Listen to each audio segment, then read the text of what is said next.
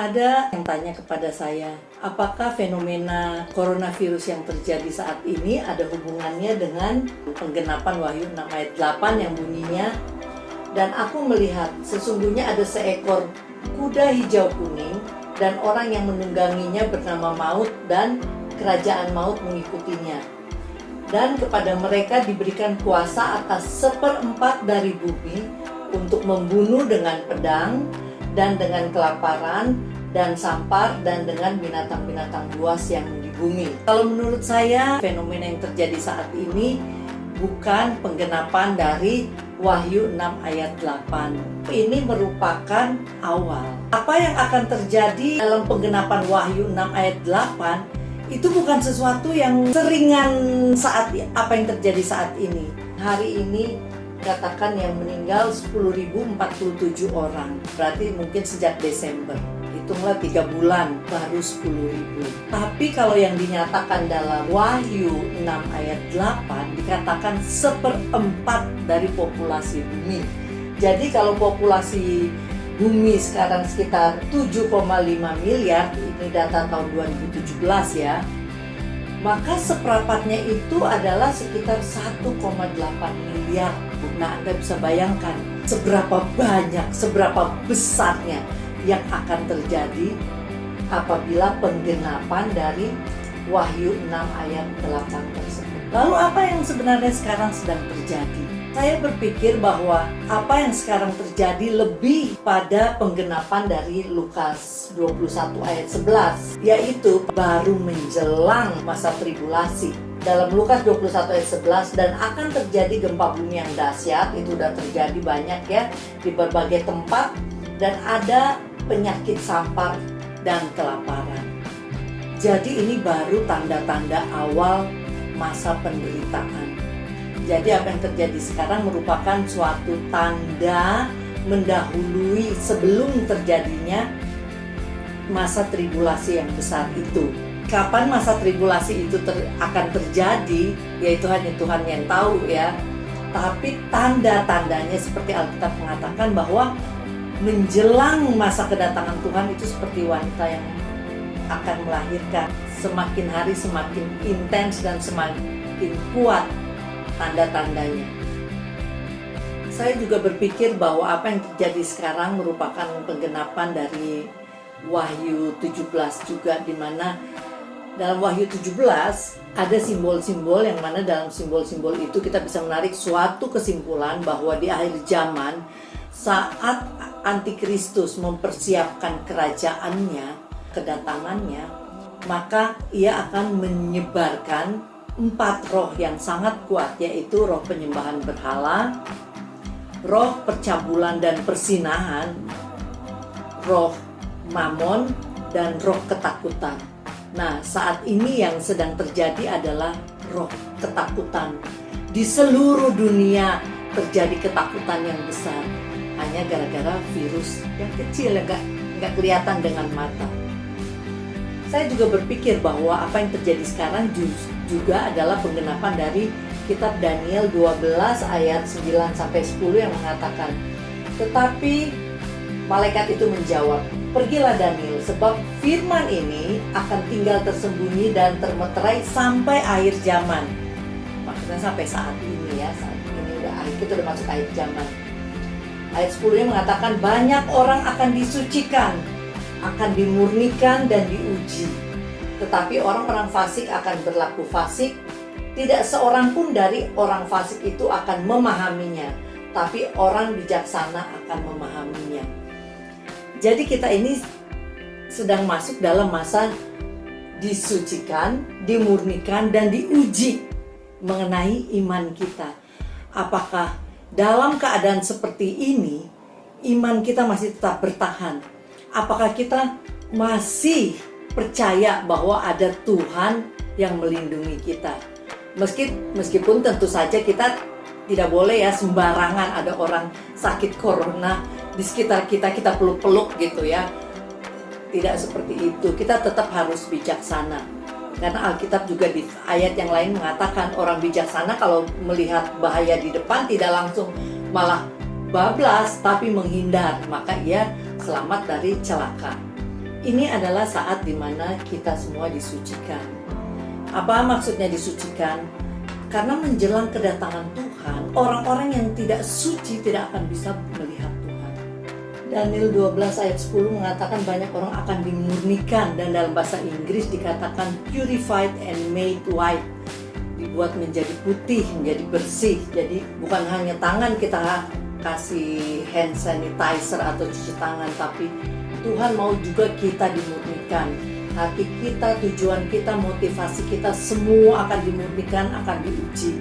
Diuji itu seperti emas, yang akar katanya seperti emas yang ditaruh di pembakaran, supaya semua kotoran-kotorannya jatuh dan keluar sebagai emas yang murni. Kita sekarang sedang melalui masa-masa itu sebelum dunia masuk ke dalam masa kesusahan besar. Orang tanya kapan masa tribulasi besar akan terjadi, saya juga tidak tahu.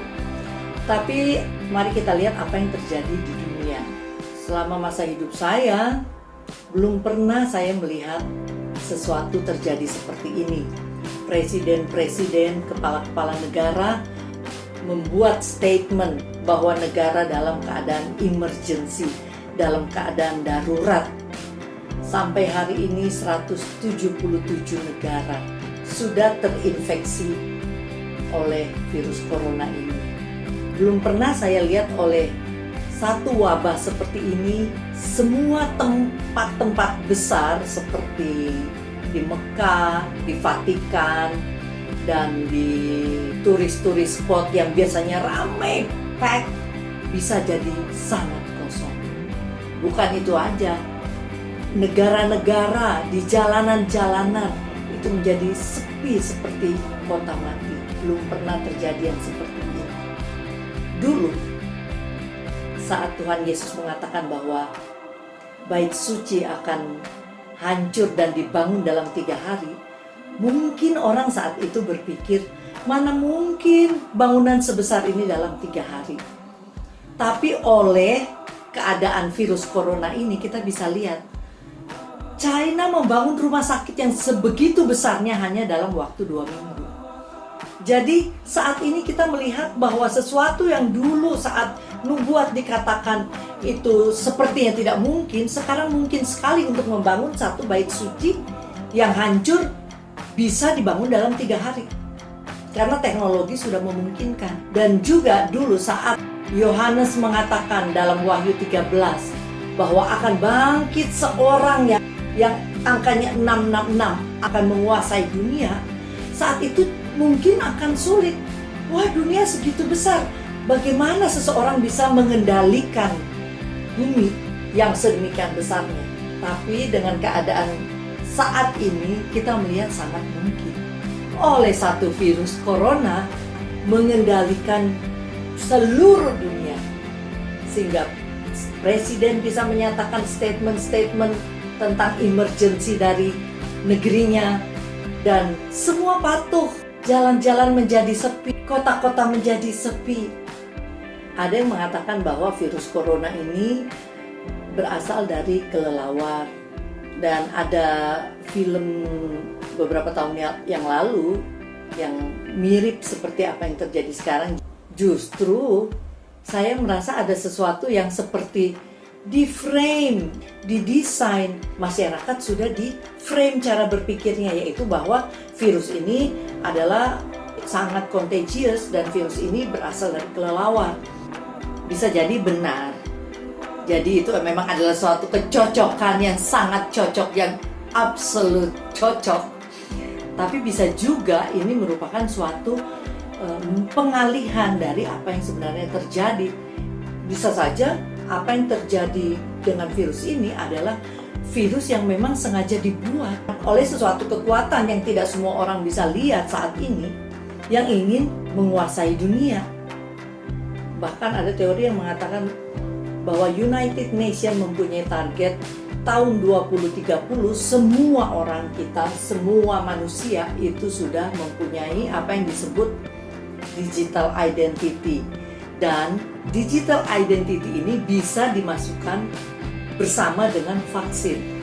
Maksudnya apa? Supaya setiap orang punya digital identity, dan apabila semua orang punya digital identity, maka semua orang bisa masuk dalam satu sistem yang namanya blockchain. Dalam sistem itu semua serba transparan. Kekayaan kita, properti kita, kesehatan kita, semua masuk ke dalam satu blockchain yang besar nantinya. Saat ini masih banyak blockchain ya, tapi nanti akan ada satu blockchain yang mana nanti blockchain itu dikuasai oleh yang disebut antichrist. Ya banyak teori, tetapi yang penting di sini yang harus kita pegang adalah bahwa tanda-tanda akhir zaman sudah sangat kuat dan sangat intens. Sewaktu-waktu sesuatu bisa terjadi. Oleh karena itu, penting sekali bagi kita untuk menerima Tuhan Yesus sebagai Tuhan dan Juru Selamat kita. Karena Tuhan Yesus sendiri mengatakan dalam Yohanes, kata Yesus kepadanya, "Akulah jalan dan kebenaran dan hidup. Tidak ada seorang pun yang datang kepada Bapa kalau tidak melalui aku." Dan juga Yohanes 3 ayat 16 mengatakan, "Karena demikianlah Allah mengasihi seluruh dunia, mengasihi saya dan Anda, sehingga dikaruniakanlah anaknya yang tunggal, yaitu Tuhan Yesus, agar siapa yang percaya kepadanya, kepada Tuhan Yesus, tidak akan binasa, tidak akan mati, tetapi beroleh hidup yang kekal." Maksudnya tidak akan mati kekal, tapi beroleh hidup yang kekal.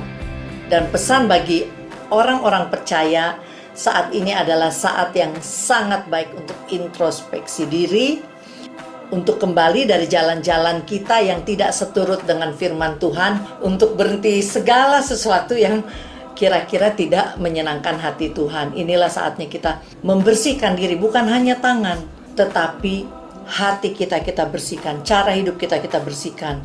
Bukan hanya menutup diri dengan masker, tetapi benar-benar kita menutup diri dari kejahatan-kejahatan dunia. Mulailah kehidupan yang bersekutu dengan Tuhan. Bangkitkan lagi kehidupan doa dan baca Alkitab.